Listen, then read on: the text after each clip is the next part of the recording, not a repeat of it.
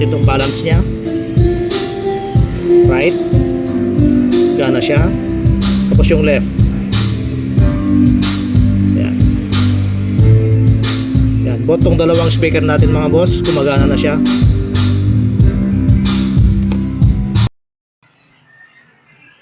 Hello mga boss. Kuya Jerboy ulit. Magandang Happy New Year sa ating lahat. Naimbag abaro tayo, tawen tayo amin. So, dahil wala tayong ginagawa ngayon, i-check natin tong customer unit na amplifier. Yan siya. Amplifier, saka Kevlar na speaker.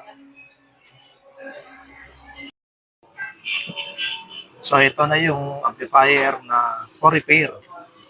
Sabi ng may-ari, pagka-testing niya sa kanilang bahay, hindi siya tumunog. So, ang gagawin muna natin, bubuksan natin, tapos check natin yung kanyang fuse kung buo pa bago natin siyang testing para hindi siya komplikado kasi pagka may masunog baka lalong masira. Tingnan natin ang kanyang fuse dito sa may AC cord kung buo pa.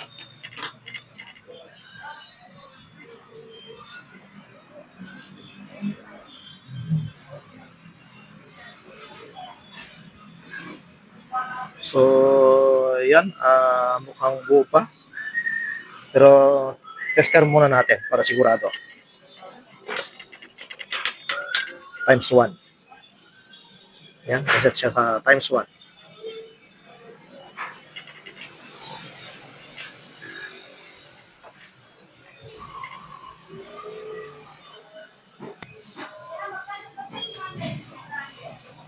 Yan. Buo naman siya. Yan. Bumalo ang ating tester.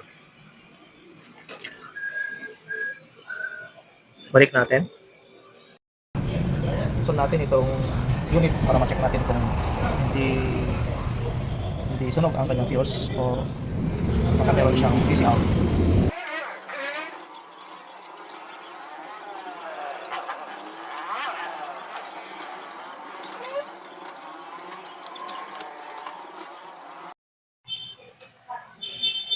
Ang kanyang fuse mukhang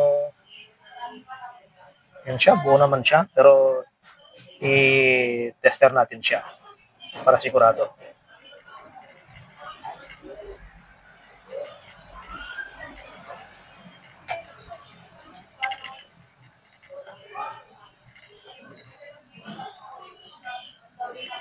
Yan, buo naman siya, buo. Tapos yung isa. Yan, buo naman.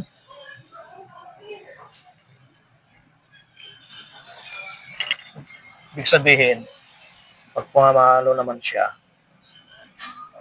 malamang okay itong kanyang output transistor.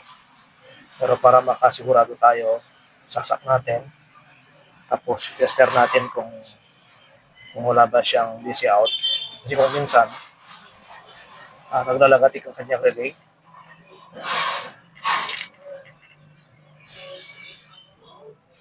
Ito yung kanyang relay. Yan.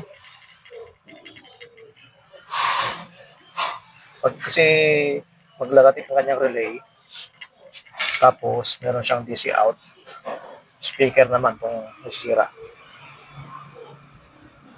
Yan. Check natin. So, isaksak natin sa outlet ng AC cord niya. Tapos, i-power natin.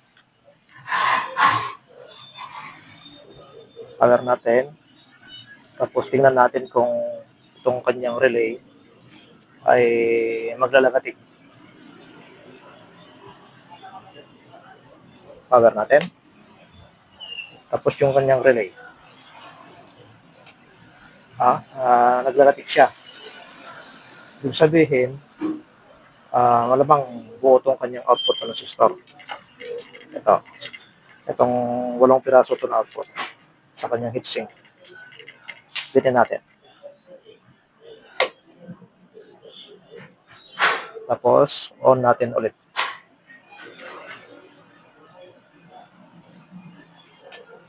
Yan. Naglagatik ulit. Pero ang gawin natin, para makasigurado tayo, tester natin sa digital tester kung wala siyang DC out.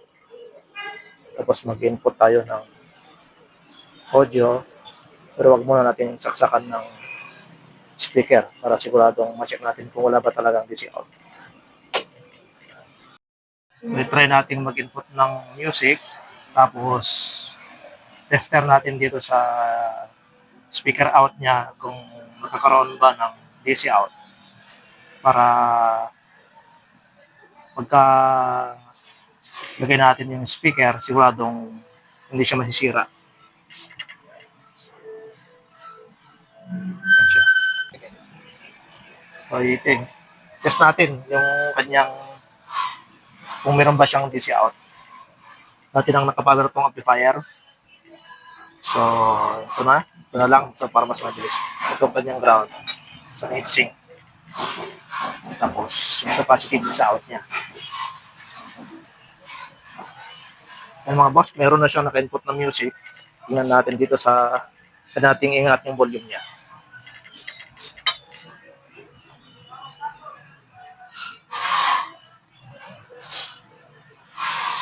Yan siya.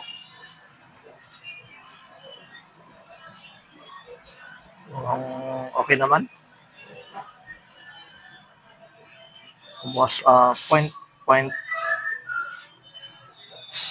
0.3, mga ganun. 0.9. Pagka meron siyang naka-input na music. Pero pagka walang naka-input na music, mababa ang mami-measure natin na output niya. Ang voltahe niya. 0.03. Tapos sa kabila, 0.011 lang. Or 0.010. Yan mga boss, normal lang siya. Ibig sabihin, pwedeng sa speaker ang may problema. Kaya tingnan natin yung speaker niya kung okay ba.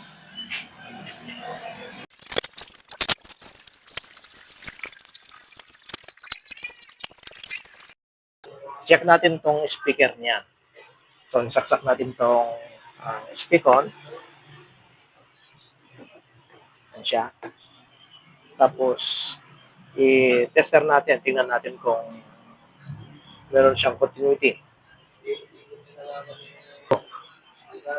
Set natin tong tester sa times 1. Yan, ito yung dalawang speaker wire. Check natin kung meron siyang continuity or tutunog yung speaker. Ito. Yan.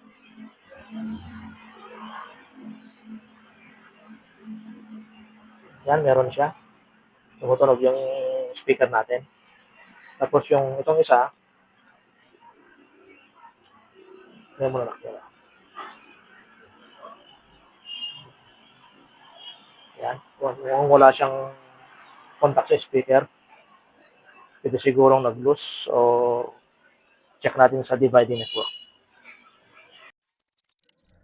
Ang tansya ko rito mga boss, both yung speaker saka tweeter hindi na natunog.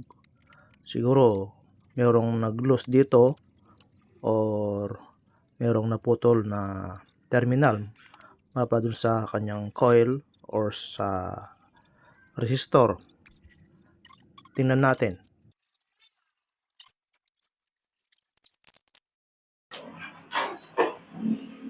Bale, ito yung connection niya.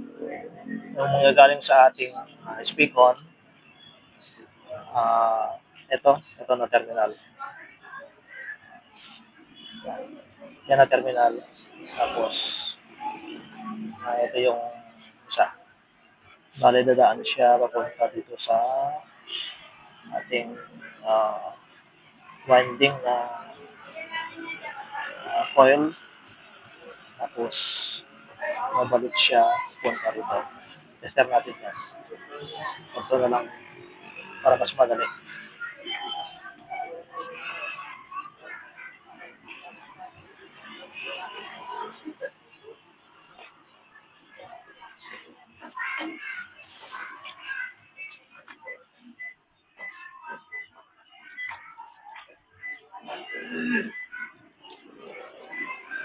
Wala.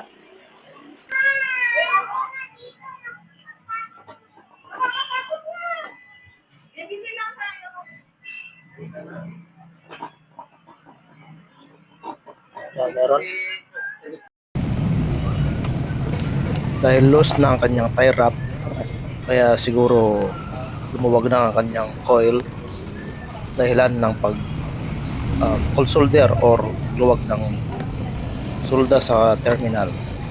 Kaya hindi na tumunog ang speaker.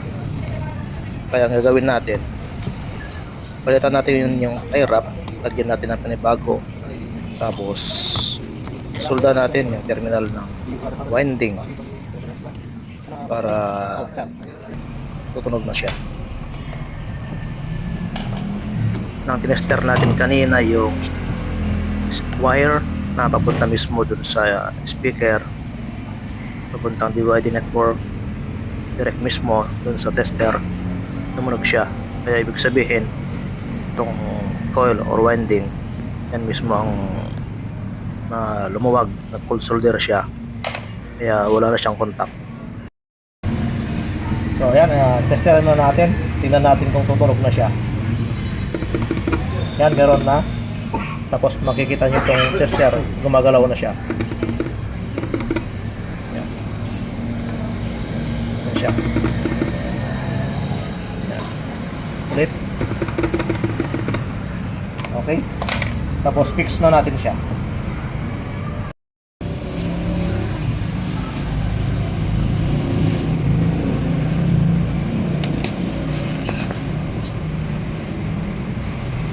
Balik natin tong screw niya. Fix na natin. Tapos lagyan natin ng rugby.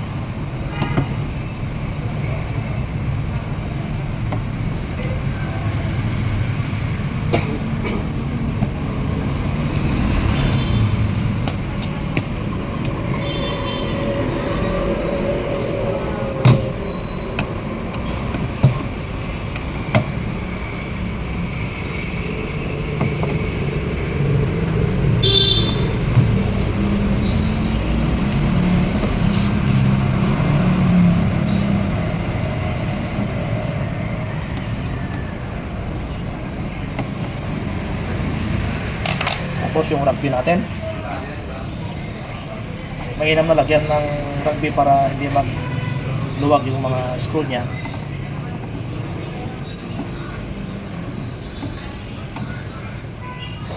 Saktong dami lang para hindi siya pangit.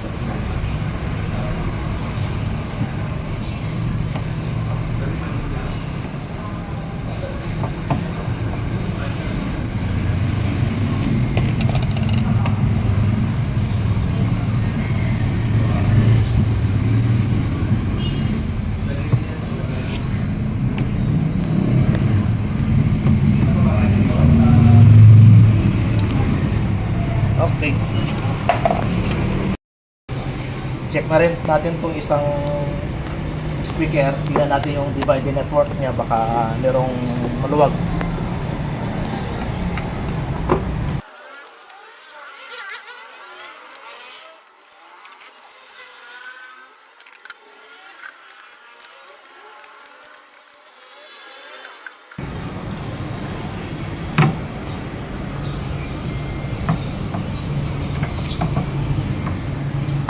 Tingin ko okay lang siya kasi tumunog naman kanina.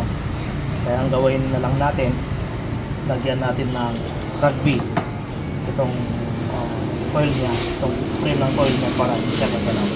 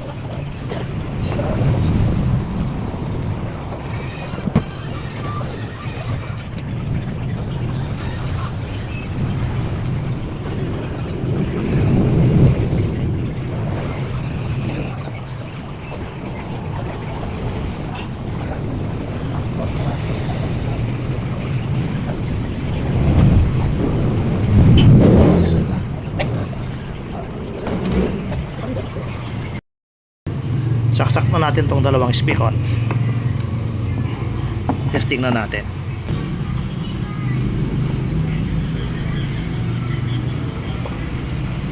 Dahil testing lang, tusok lang natin dito sa likod kahit hindi natin i-fix dito sa may ipitan niya, para hindi tayo makopyright. Gagamit tayo ng player na pang testing.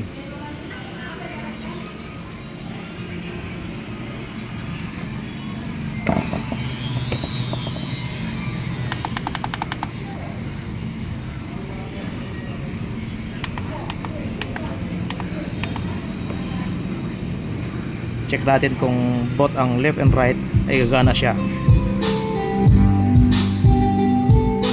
Check natin itong balance niya. Right, gana siya. Tapos yung left. Yan. Yan. Both tong dalawang speaker natin mga boss, gumagana na siya.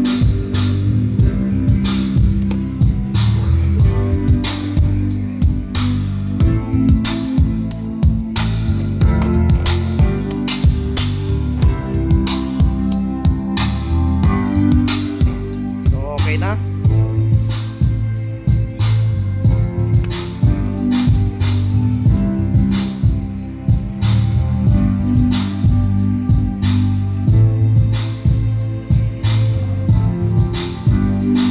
So hanggang dyan muna mga boss. Sa sunod natin uling video, magto-troubleshoot tayo ng isa pang amplifier. Maraming salamat.